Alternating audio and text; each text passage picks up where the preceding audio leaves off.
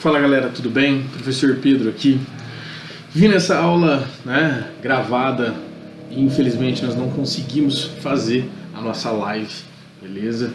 Eu expliquei num vídeo lá nos stories da nossa página que devido às condições do tempo do dia de ontem, da sexta-feira, nós tivemos um problema na internet, não consegui transmitir ao vivo, mas não poderia deixar de trabalhar essas dicas com vocês hoje ainda. Beleza? Então, assim que eu postar esse vídeo, já encaminho o link para todo mundo, já disponibilizo esse link, vai ficar público, eu não vou deixar não listado, maravilha. Em primeiro lugar, pedir desculpa a todo mundo que estava esperando a live, eu também fiquei bem chateado, bem frustrado. Em segundo lugar, agradecer a paciência de vocês, beleza? É necessário que eu também agradeça a minha própria paciência, porque fica difícil. A gente está com um problemão na mão para ser resolvido de última hora. E em terceiro lugar, agradecer imensamente a ajuda da minha irmã, beleza? Que estava aqui comigo, que me ajudou nos procedimentos, nas gravações. Vamos dar início à nossa conversa. Moçada, em primeiro lugar, é bacana a gente trabalhar essa aula dica em véspera de Enem de uma forma muito tranquila, beleza? Muito importante vocês entenderem que uma das competências do Enem é a tranquilidade. É você entrar na prova com tranquilidade, porque os textos são densos, as informações são muito densas, beleza? Mas é uma prova que não exige de uma forma muito profunda um conteúdo, beleza? Exige muita interpretação e lógico. Prestar o Enem, galera, é uma construção de conhecimento que você tem ali. A relação com os professores na sala de aula, você tem em segundo plano aí os seus estudos diários em casa e em terceiro plano, mas não menos importante do que os outros dois, beleza? A sua capacidade de construir uma leitura bacana também, eficiente, eu diria. Esse seria o termo, uma leitura eficiente. Maravilha? E como a gente já começa falando de leitura, já vou dar as primeiras dicas de filosofia, beleza? Filosofia, eu acredito e defendo que o Enem é uma prova que exige uma interpretação muito, mas muito eficiente, beleza? Até porque um dos eixos filosóficos que o Enem mais trabalha é o eixo moderno e contemporâneo. Quando a gente fala de eixo moderno, a gente está falando, em primeiro lugar, dos contratualistas, beleza?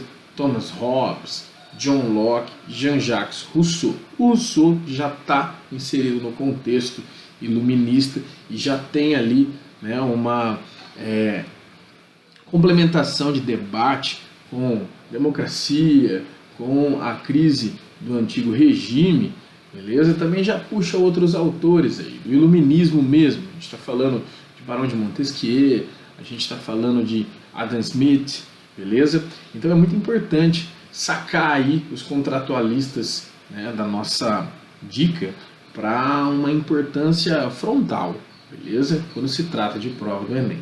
Não pode deixar de fora também política moderna, Além dos contratualistas nós temos o Maquiavel. O Maquiavel que tem a sua importância ambígua quando se trata de Enem, porque ele pode aparecer no Enem sob os aspectos mais técnicos da sua política, conceito de virtude, fortuna, de soberania, mas também ele pode aparecer dialogando com a ética kantiana. Quando você coloca o Maquiavel de um lado e Kant do outro, você está colocando aí dois autores que têm perspectivas diametralmente opostas quando se trata de ética, beleza? De comportamento. Enquanto Nicolau Maquiavel vai defender que os fins justificam os meios, apesar dessa frase não ser dele, o Immanuel Kant, autor da filosofia alemã e iluminista, vai dizer que você deve guiar todas as suas ações pela estrutura da razão, beleza? Não só pela razão na sua fase estrutural, que seria a priori, e sim no complemento dessas estruturas, no conteúdo dessas estruturas, que seriam as experiências. Então, a razão para o Kant, ela é o elemento que elimina qualquer possibilidade das suas ações terem um malefício. Enquanto a razão né, na perspectiva do Nicolau Maquiavel, ela tem que ser prática e usual, e imediata, né, e ela vai visar a reversão de uma situação negativa que você se depara. Beleza? Então, tratando desses aspectos aí, né, da filosofia moderna, muito importante a gente ter ali em mente o Kant, a perspectiva de ética, e o Nicolau Maquiavel, e quando se tratar de política, lembrar dos conceitos de soberania, estado de natureza, contrato social, de Thomas Hobbes e John Locke. Beleza? Ainda na esteira da filosofia, a gente consegue pensar aí na modernidade no racionalismo e empirismo. Beleza? Óbvio, a gente não imagina que o Enem tem uma profundidade de conteúdo, mas vai exigir de você um conhecimento básico muito importante para saber diferenciar essas duas escolas filosóficas. A gente está falando do racionalismo cartesiano, a gente está falando do empirismo que categoriza alguns pensadores da modernidade. Falando de René Descartes, todo mundo já imagina o penso, logo existo. Moçada, o princípio do penso, logo existo, na verdade é a dúvida hiperbólica. O René Descartes foi o autor que disse para você que você é capaz de duvidar de tudo, inclusive duvidar do seu próprio pensamento. E essa dúvida hiperbólica, né, essa dúvida exagerada, ela tem um traço metodológico. Né? Você vai começar duvidando primeiro das suas sensibilidades, da res extensa, beleza? Do seu corpo, daquilo que é sensível, daquilo que é material. Por que a gente começa duvidando, né, da res extensa e não da res cogitans? Porque é mais simples. Se duvida primeiro das coisas mais simples, para depois chegarmos a um nível de complexidade. O Pedro, isso é o sistema indutivo, exatamente. É esse sistema indutivo aí que dá uma carga de importância para o René Descartes, porque ele vai sair de uma esfera muito particular das suas dúvidas e vai avançar até um conceito universal. E esse conceito universal que ele chega ao pensamento. Ou seja, o pensamento, ele nasce com você. Você nasce dotado de razão. E o elemento que vai tornar as suas ideias que já nasceram com você racionais é a lógica. Beleza? Bem interessante essa visão do René Descartes. O René Descartes também, eu imagino que o Enem possa estabelecer uma relação entre o método cartesiano, que é o método científico, né, e já aí fazendo um paralelo com uma situação atual que o Brasil viveu, a produção de vacinas. Beleza? A produção de vacinas em geral, não estou só falando de Brasil não, né, porque todo mundo sabe que essa produção ela tem, né, um trajeto científico muito complexo, e esse trajeto científico passa por um momento importantíssimo chamado revisão de pares, né, que é quando você pega o protocolo do seu método científico, da metodologia que você usou, né, para uma determinada experiência, e joga na mão de outro laboratório ou de outros intelectuais para que eles avaliem o seu projeto, para ver se o seu projeto tem aí uma densidade quando se trata de evidências. Se o seu projeto apresenta, né, se a sua metodologia, no caso, apresenta evidências. Então pode ser que o Enem relacione aí esses elementos. A gente está falando de método científico e a produção de vacinas no Brasil e no mundo, que é um assunto muito importante. É um assunto que, inclusive, peço para que vocês destaquem, ok? Um parênteses rápido. Galera, a história do SUS também é uma parada legal para você ter aí na manga, beleza? Caso você tenha que usar essa carta. É uma carta importante, né, e estratégica, para você conseguir ter argumento, inclusive, na redação, né, não entrando na questão mais profunda da redação, que isso cabe aos professores de redação, mas na questão dos argumentos mesmo, saber diferenciar aí os sistemas de saúde do mundo, né, os mais importantes. Por que nos Estados Unidos é diferente do Brasil? O que o SUS tem de diferente aqui no Brasil? Então é um detalhe muito importante. Moçada, para a gente encerrar a filosofia aqui rapidão, eu vou falar com certeza do Nietzsche. O Nietzsche que já apareceu no Enem fazendo diversas referências a autores, né, pré-socráticos, beleza? O Nietzsche traz essa aura, essa singularidade do pensamento dele, que dialoga demais com os pré-socráticos e com algumas escolas helenísticas. O Nietzsche, né, que é o cara lá da filosofia do martelo, que vai quebrar toda a filosofia que vem antes dele, né, afirmando aí que a razão, na verdade, é uma criação, uma produção humana, filosófica, que cerceou todos os seres humanos de serem de fato seres humanos.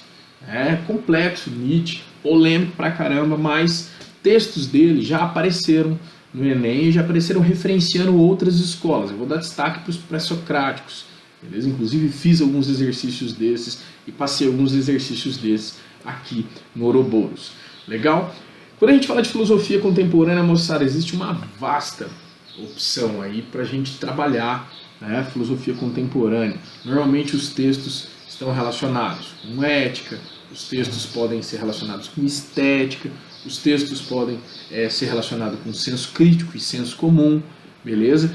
Mas tenho certeza que essa parte, sendo interpretativa, ela pode contar com o aparecimento de alguns sujeitos, aí, de algumas figuras, beleza?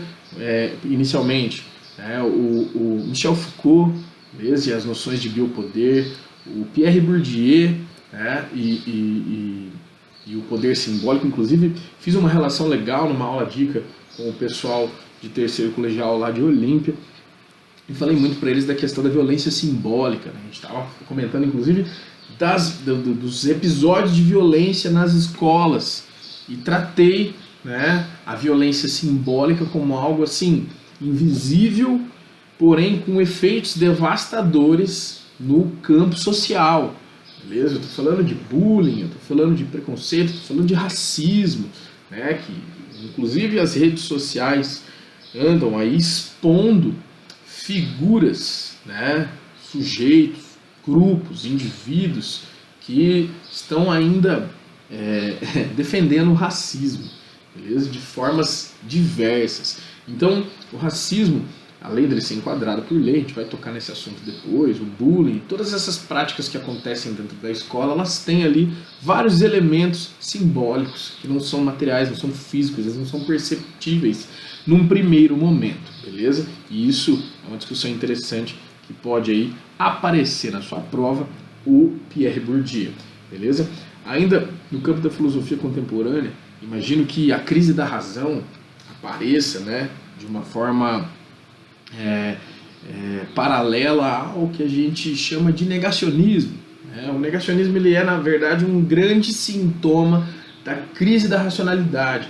E essa crise da racionalidade foi muito bem apontada pelo Baum, né? Zygmunt Baum, o filósofo polonês que se tornou por muitos anos aí, né? Professores que estiverem assistindo aí, inclusive comentem, né? Muitos anos foi considerada a aspirina do Enem. Beleza? Qualquer problema que acontecia no Enem, uma cápsula de Bauman, está tudo resolvido. Não é bem assim. A leitura de Bauman é uma leitura complexa. A leitura de Bauman é uma leitura bem travada, bem assim, exigente, beleza? Que não só exige um nível interessante de vocabulário, mas exige também um nível de percepção de realidade, leitura da realidade. Então, Bauman não é fácil, mas ele pode aparecer nessa esteira aí, porque, inclusive, rapidinho aí, fazendo um comentário sobre um conceito dele, o conceito de liquidez, né? Que é aquele conceito que determina que as coisas não têm mais uma forma, que você que vai dando forma.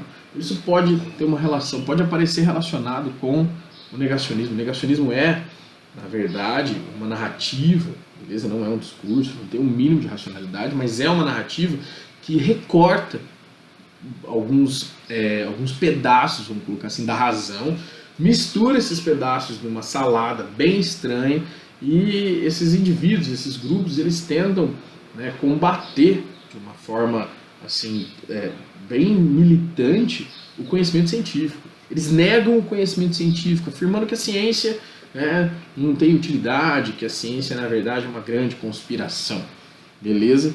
O que traz diversos problemas sociais que eu ainda vou falar aqui, mas não agora em filosofia. Mas imagino que uma leitura de Bauman nesse sentido pode ajudar você na prova. Legal? Sociologia. Beleza? Sociologia eu separei 3 temas que são fundamentais. E junto a esses 3 temas, 3 possibilidades desses temas serem trabalhados na atualidade. Beleza? O primeiro tema, Estado e poder. Galera, importantíssimo saber a história do Estado brasileiro, saber as configurações do Estado brasileiro, entender que o Estado brasileiro, a República Democrática ela tem diversas características, a tripartição dos poderes, o sistema eleitoral, beleza? A determinação das funções de cada esfera pública, de cada esfera política, né? A gente está falando do Pacto Federativo, o que fica a cargo do governo federal, do governo estadual e dos governos municipais. O que pode aparecer nesse assunto aí, que é um assunto básico, né? Basicão, arroz com feijão, saber discutir Estado e poder público em sociologia é uma discussão muito padronizada, muito interessante, muito importante, porque ela vai dar fundamento para o estudante perceber que as instituições, elas funcionam, beleza? Elas podem ter diversos problemas no seu funcionamento, e é justamente isso que o vestibular gosta, mas elas funcionam, elas têm prerrogativas, elas têm regras, elas têm ordenações e elas têm hierarquias. O que pode aparecer aí nessa questão, nesse tema específico? Galera, lei das fake news, beleza? Um efeito aí bem produtivo em nível de conteúdo e ao mesmo tempo polêmico em nível de política, né, das eleições de 2022. Não só de 2022, a gente está falando de 2018 também. Ah, Pedrão, fake news não apareceu agora. Óbvio que não, a gente tem vários episódios de fake news, inclusive na história do Brasil, na história da política no mundo. Mas, agora, com a evolução, né, dos meios de comunicação em massa, com a evolução, né, das redes sociais e com a rapidez, com o dinamismo que essas redes sociais têm consigo, né, tem como característica essencial, cara, tudo ficou mais rápido, beleza? Inclusive faço aí, né, um diálogo com as inteligências artificiais, que elas são capazes de produzir novas realidades, inclusive sujeitos, né, que não tem face, não tem CPF, não tem RG, mas tem voz, beleza? Isso pode aparecer numa foto, isso pode aparecer num rosto, esse rosto pode aparecer numa montagem. Então tudo isso, né, todos esses recortes pequenos de elementos que podem incriminar ou polemizar a vida de um agente político, tudo isso foi muito bem organizado por grupos, por robôs, por interesses políticos, e o Enem pode exigir, né, isso de você, essa percepção de você, trazendo aí a polêmica da lei das fake news. Porque de um lado você tem uma galera que acusa que esse quadro legislativo ele pode ferir a liberdade de expressão dos indivíduos. Do outro lado você tem, né, um outro grupo de pessoas que vão falar que isso é necessário, porque por mais que a democracia tenha como seu núcleo a liberdade, a democracia não pode suportar narrativas que não tenham compromisso com a verdade quando se trata de eleição, beleza? Então assim, foi uma polêmica muito grande, ainda é uma polêmica muito grande, e a gente está falando de prova do Enem, o Enem gosta de assuntos meio cascudos, né? Aqueles assuntos indigestos para uma parte da população e para outra parte da população indigestos também, porque essa primeira parte e essa segunda parte eles ficam se bicando, beleza? Isso, por mais estranho que soe da minha parte, isso é democracia, galera. Isso sempre vai acontecer. Ô Pedrão, pode ser que nessa questão de Estado e poder, né, nesse tema de Estado e poder, apareça ainda na esfera eleitoral a polarização política? Sim, mas eu não vejo essa polarização política aparecendo de forma assim, aberta. Eu vejo, ainda mais esse ano, um apontamento para as causas históricas dessa polarização. E é evidente que quase todos os profissionais da área da sociologia devem ter comentado com vocês sobre as jornadas de julho de 2013. Pedrão, tudo começou lá.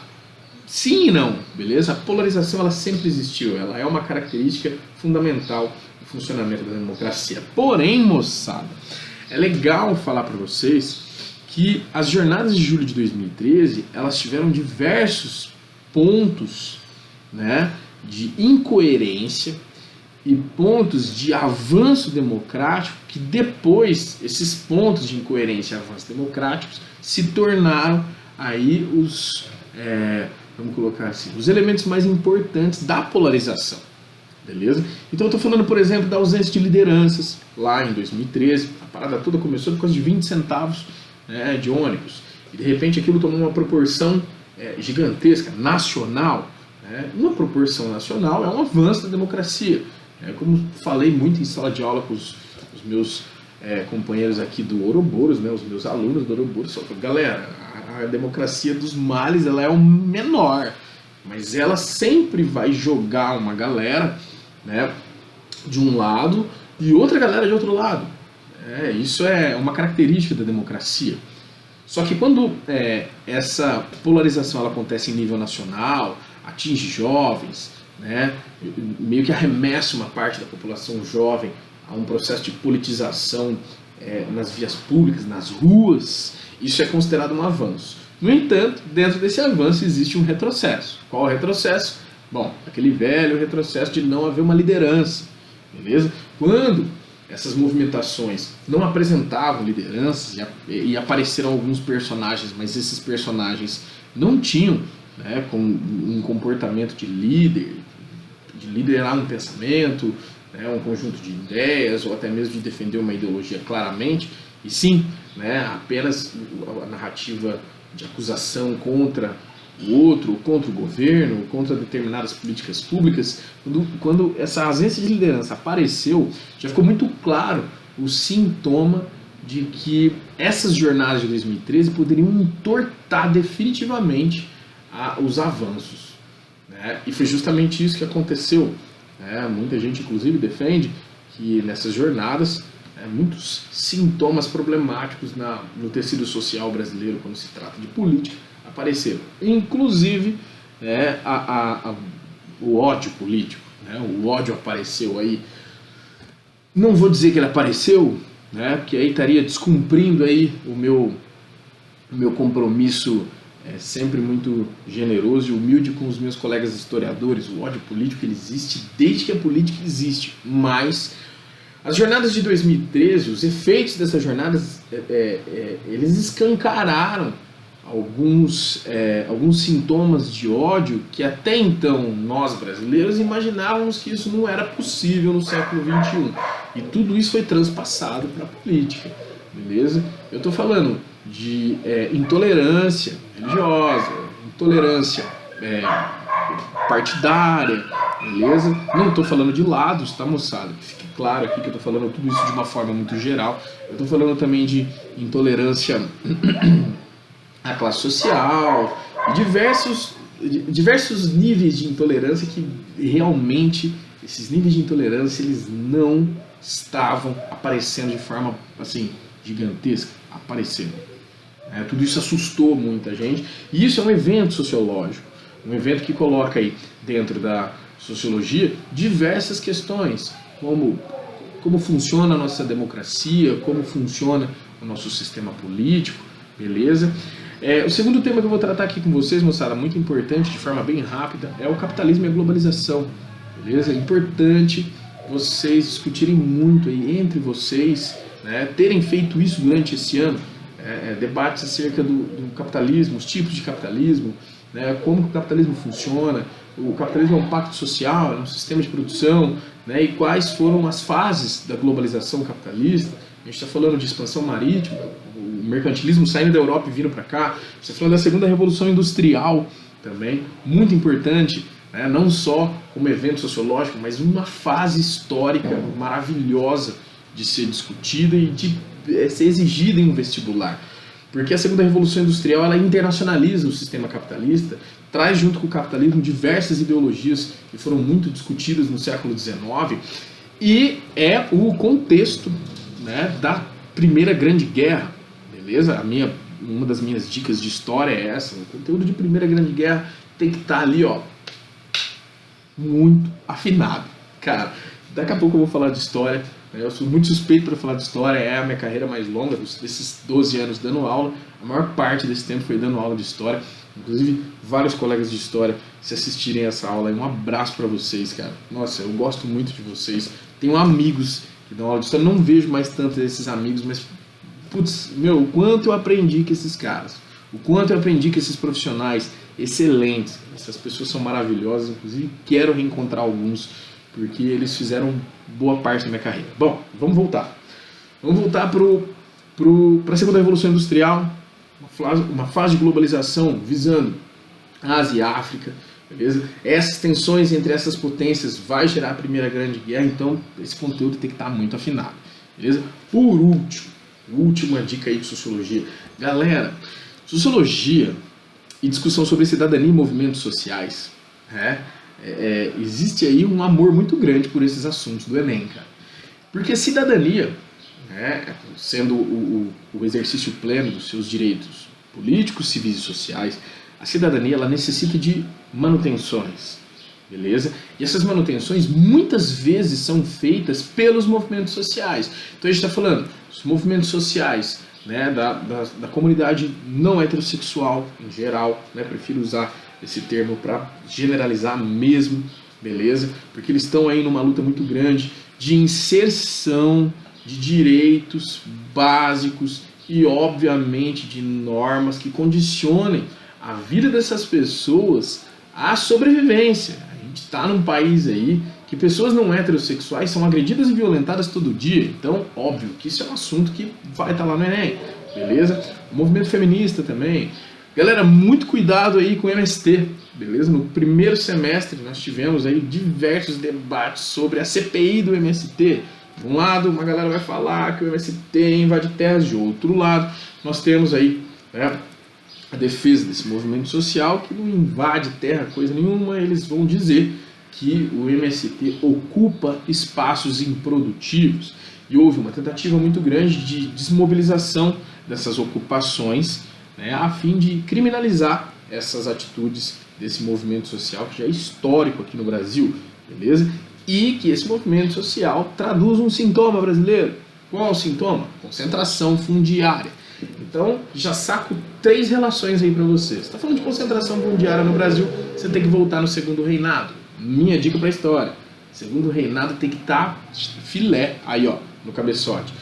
1800, na década de 50, 1850, você tem aí a Lei de Terras, beleza? E a Lei de Terras determinou uma compra de terras por parte da comprovação de renda. Não adianta você ter dinheiro, não adiantava você ter dinheiro, o que facilitou que muitos latifundiários concentrassem terras. E isso trouxe um problema muito grande no Brasil, um dos maiores problemas que o Brasil tem hoje, sem dúvida. Então, falando só de história, falando de geografia, concentração fundiária, e importante, dica de geografia aí, galera, abração para os meus colegas de geografia, esses aí são monstros demais. Galera, a agricultura familiar produz o que para quem? Beleza? O agronegócio está produzindo o que para quem? Quais são os efeitos do avanço da fronteira agrícola ao centro-oeste? Beleza? Quais são os efeitos positivos do sistema de reforma agrária aqui no estado de São Paulo ou no Brasil em geral? Beleza? Que não acontece nos moldes da reforma agrária que o MST, por exemplo, gostaria que acontecesse. Beleza? Não é à toa que é um movimento social que tem conflitos com o governo, com o Estado, independentemente da gestão. É um movimento social que tem conflitos com a sociedade, mas ele tem sua legitimidade, afinal todo movimento social tem a sua legitimidade, beleza? Então muito cuidado aí com essa CPI. Galera, ainda falando de MST, eu falei de concentração fundiária, eu falei da Lei de Terras, e eu vou falar de algo muito importante, galera, muito importante mesmo, a inserção dos trabalhadores rurais na CLT. Isso aconteceu num momento específico ali na República Populista, beleza? Isso pode ser um assunto pedido em história, mas com aquele tempero da sociologia, para você perceber a importância do enquadramento de um determinado grupo social a um quadro normativo, enquadramento pelas normas. Então a CLT não era só a mais vigente dentro das indústrias do setor urbano de trabalho, ela passou a ser validada também no setor primário. Falando em setor primário, dica legalzaça aí de geografia. Moçada, não existem mais 3 setores, tá? São 4 agora. Setor primário, secundário, terciário e quaternário. E o quaternário pode aparecer aí na prova do Enem, fazendo uma relação com o trabalho da inteligência artificial na mão de pessoas que estão produzindo riqueza, beleza? Que estão trabalhando na área de TI, porque o setor quaternário é a área de TI, e quais os efeitos disso em nível produtivo aqui no Brasil. Beleza? Legal? Ainda falando de movimentos sociais, importante vocês entenderem também que os movimentos sociais são históricos, tá? Se você olhar para a burguesia da França, aquilo era um movimento social, beleza? Se você olhar para diversas transformações no quadro da sociedade do século XIX na Europa, você está falando de movimentos sociais. Pedrão, os bolcheviques eram um partido, beleza? O bolchevique era um partido lá na Revolução Russa, mas um partido que tinha ali, né, uma essência de um movimento social, que iria fazer, né, uma mudança estrutural muito necessária para aquilo que os russos acreditavam naquele período. Beleza? Galera, bom, sociologia, Estado e poder, capitalismo e globalização, cidadania e movimentos sociais, o último pitaco aí de movimentos sociais, na verdade, uma transversalidade, multidisciplinaridade. Estou falando de exploração de terras indígenas, um marco temporal e os movimentos indigenistas no Brasil, que cresceram muito nos últimos anos. Ainda bem que cresceram, porque esses movimentos eles estão, né, de uma forma assim muito eficiente, reivindicando os direitos dos povos nativos, né, não só os direitos dos povos nativos, mas a acessibilidade desses povos às políticas públicas. E muito mais importante do que isso, né, moçada, promovendo aí dentro dessas escolas indígenas, por exemplo, já uma educação decolonial, né, uma educação que não vá dialogar ali com o colonialismo, e sim preservar todos os elementos culturais, ou pelo menos aqueles que restam ainda, que têm uma raiz viva, né, e frutos ainda vivos dessas culturas nessas localizações. Sem contar que isso é indiscutível, moçada, quando se trata de preservação ambiental, a gente está falando de indígena, beleza? Não há outra população ou outra política pública aqui no Brasil que consiga fazer uma preservação tão eficiente quanto, né, as reservas indígenas, beleza? Maravilha? Vamos para a história, rapidão, a gente vai dialogar a história, eu vou dar alguns pitacos, beleza? Com a licença dos meus grandes amigos e colegas professores de história, beijaço aí para vocês. Inclusive, moçada, o Ouroboros não é só um curso de filosofia e sociologia, já fazendo uma referência, ó, vou deixar o link aqui em cima, beleza? E esse link aqui vai mostrar para você que nós temos curso de história também, de geografia, pré-vestibular, beleza? E aí você pode, né, conversar comigo sobre tudo isso. O ideal é filosofia e sociologia mesmo, essa escola é para isso, beleza? Inclusive um beijão para todos os alunos desse ano de 2023. Maior correria a gente fez, não deu para rolar essa live, mas vamos continuar as nossas dicas aqui, que o importante é vocês terem esse material na mão. Qualquer dica é importante quando ela é dada para aliviar a tensão de vocês. Moçada, história do Brasil, era Vargas, cara. Mas você tem os antecedentes da era Vargas ali. Ó, cara, República Oligárquica é um dos assuntos assim que eu gosto muito de trabalhar, porque a República Oligárquica ela vai montar toda a estrutura que a era Vargas vai pegar como efeito e conseguir fazer industrialização. Então, dentro de era Vargas, os antecedentes, beleza? A importância das elites oligárquicas durante a estruturação do Estado brasileiro, a Constituição de 1891, alguns episódios importantes da República Oligárquica. A gente está falando de Canudos, Contestado, com certeza o tenentismo, beleza? Muito atentos ao tenentismo, a coluna Prestes, legal? A gente também, moçada, tem que falar de alguns aspectos econômicos, beleza? Então a gente está falando de Convênio de Taubaté, a gente está falando do Funding Law e a gente também está falando do surto industrial da Primeira Guerra aqui no Brasil. Tudo isso, moçada, pode não só aparecer em história, quando se trata de república oligárquica, mas pode também aparecer em geografia, em dois temas clássicos que sempre aparecem em vestibulares, o Enem inclusive, urbanização, beleza? E industrialização, legal? Maravilha. Bom, era Vargas, industrialização. Beleza? Era Vargas. a garantia que o Getúlio Vargas deu, diante de toda a polêmica que cerca esse estadista, dos direitos civis e sociais da população, a mudança do Brasil, um processo de modernização do Brasil aconteceu ali entre 1930 e 1945, com certeza. Mas são 3 eventos que eu quero dar a importância, 4 na verdade, que eu quero dar a importância agora, beleza? O primeiro, o efeito da Revolução de 30 aqui em São Paulo vai gerar uma certa rixa entre paulistas, né, que foram retirados do poder, e o governo Vargas. Porém, moçada, que fique claro aí que a revolta dos paulistas não era só da elite, mas era uma revolta em geral. São Paulo já era, né, um estado politizado e se incomoda com o fato do Vargas ter rasgado a Constituição de 1891 e não ter convocado ainda uma Assembleia Constituinte. Tudo bem, né, se convocasse a Assembleia Constituinte naquela, a gente nem sabia o que aconteceria, mas o que aconteceu? A Revolução Constitucionalista. Moçada, Revolução Constitucionalista. De um lado tem uma galera que fala que essa revolução foi elitista, do outro lado tem uma galera que defende, e com argumentos assim muito válidos, que essa revolução ela traz um aspecto muito popular, beleza? Por conta da participação efetiva do povo e da exigência do povo de São Paulo. Ah, Pedrão, exige separatismo. Cara, o cara de história que falou pra você que separatismo é a Revolução Constitucionalista não sabe de nada, cara. Porque não tem separatismo nenhum. A exigência de São Paulo era Constituição. Daí o nome do evento, Revolução Constitucionalista. O feriado 9 de julho constitucionalista. Ou seja, foi um evento muito importante para dar um traço de politização no tecido social brasileiro relacionado à legalidade, de processos legais, de processos que não aceitavam, né, processos que eram carregados por pessoas que não aceitavam ditaduras. Então, São Paulo já se expressa assim: perdemos a guerra, ganhamos a Constituinte de 1933, a Constituição de 1934. O que acontece ali no governo constitucional? Uma polarização política, outro evento que eu dou importância. De um lado, você vai ter aquela galera que era do Partido Comunista, que já estava na ilegalidade desde 1927, e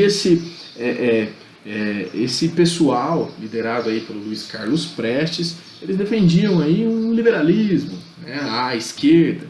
De outro lado, a ação integralista.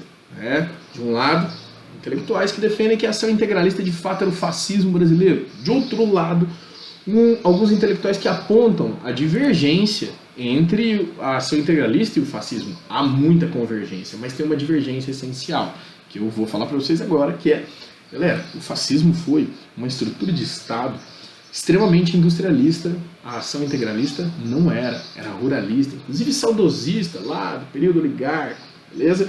Muito cuidado com essas diferenças aí, elas são importantes para entender o núcleo, né, do andar da história, do andamento da história, vamos colocar assim.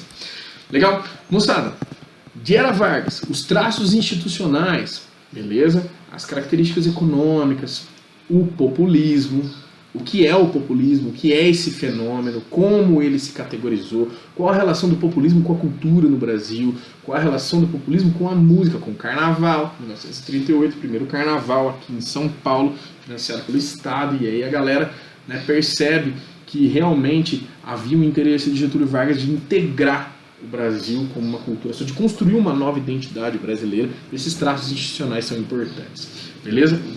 Então eu falei de Revolução de 32, eu falei também para vocês da polarização e falei dos traços institucionais, né, do Estado Novo, principalmente, viu?